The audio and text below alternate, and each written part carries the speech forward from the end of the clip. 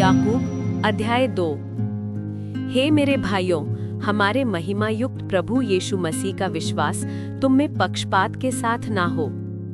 क्योंकि यदि एक पुरुष सोने के छल्ले और सुंदर वस्त्र पहने हुए तुम्हारी सभा में आए और एक कंगाल भी मैले कुचैले कपड़े पहने हुए आए, और तुम उस सुंदर वस्त्र वाले का मुंह देखकर कहो कि तू वहाँ अच्छी जगह बैठ, और उस कंगाल से कहो कि तू यहाँ खड़ा रह या मेरे पाँव की पीढ़ी के पास बैठ, तो क्या तुमने आपस में भेदभाव न किया और कुविचार से न्याय करने वाले न ठहरे? हे मेरे प्रिय भाइयों, सुनो, क्या परमेश्वर ने इस जगत के कंगालों को नहीं चुना कि विश्वास में धनी और उस राज्य के अधिकारी हों जिसकी प्रतिज्ञा उसने उनसे की है जो उससे प्रेम रखते हैं? पर तुमने उस कंगाल का अपमान किया। क्या धनी लोग तुम पर अत्याचार नहीं करते, और क्या वे ही तुम्हें कचहरियों में घसीट कर नहीं ले जाते? क्या वे उस उत्तम नाम की निंदा नहीं करते जिसके तुम कहलाए जाते हो?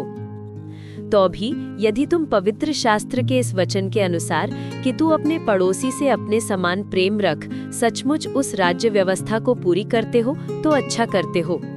पर यदि तुम पक्षपात करते हो तो पाप करते हो, और व्यवस्था तुम्हें अपराधी ठहराती है।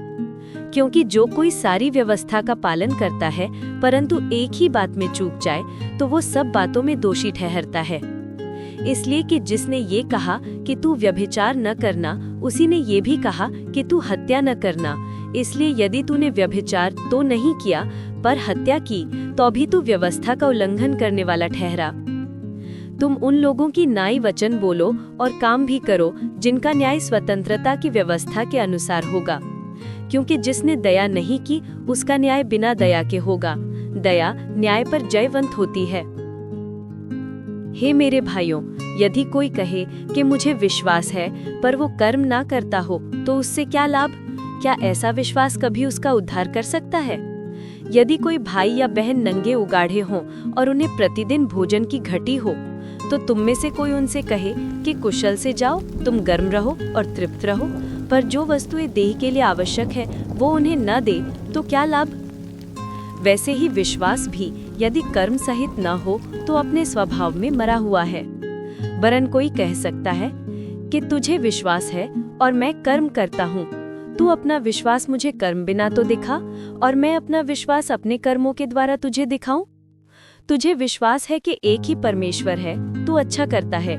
दुष्ट आत्माएं भी विश्वास रखती और थरथराती हैं। पर हे निकम्मे मनुष्य, क्या तू ये भी नहीं जानता कि कर्म बिना विश्वास व्यर्थ है? जब हमारे पिता इब्राहिम ने अपने पुत्र इसहाक को वेदी पर चढ़ाया था तो क्या वो कर्मों से धार्मिक न ठहरा था? सो तूने देख लिया कि विश्वास ने उसके कामों के साथ मिलकर प्रभाव डाला और कर्मों से विश्वास सिद्ध हुआ। और पवित्र शास्त्र का ये वचन पूरा हुआ कि इब्राहिम ने परमेश्वर की प्रतीति की और ये उसके लिए धर्म गिना गया, और वो परमेश्वर का मित्र कहलाया। सो तूने देख लिया कि मनुष्य केवल विश्वास से ही नहीं वरन कर्मों से भी धर्मी ठहरता है। वैसे ही राहाब वेश्या भी, जब उसने दूतों को अपने घर में ठहराया और उन्हें दूसरे मार्ग से विदा किया, तो क्या वो कर्मों से धार्मिक न ठहरी? निदान जैसे देह आत्मा बिना मरी हुई है, वैसा ही विश्वास भी कर्म बिना मरा हुआ है।